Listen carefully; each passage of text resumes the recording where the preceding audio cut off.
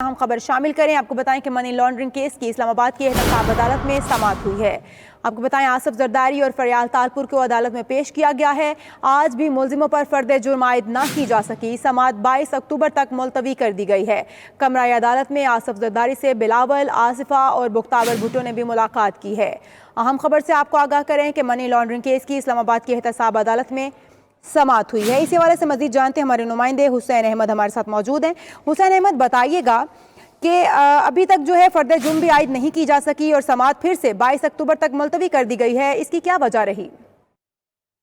जी बिल्कुल, mega money laundering case में चूंकि 30 मुलजमान हैं तो पूरी हाजिरी जो है वो आज भी मुकम्मल ना हो सकी। ख्वाजा अनवर मजीद जो है वो कराची में जो है वो जेर इलाज है अस्पताल में, जिसकी वजह से उन्हें यहाँ पर पेश नहीं किया गया। इसके अलावा एक मुलजम जो है वो बैरून मुल्क होने की वजह से यहाँ पर पेश नहीं किए गए, जबकि एक मुलजम जो कि पहले ही वफात पा चुके हैं जिनका नाम इकबाल आरई है।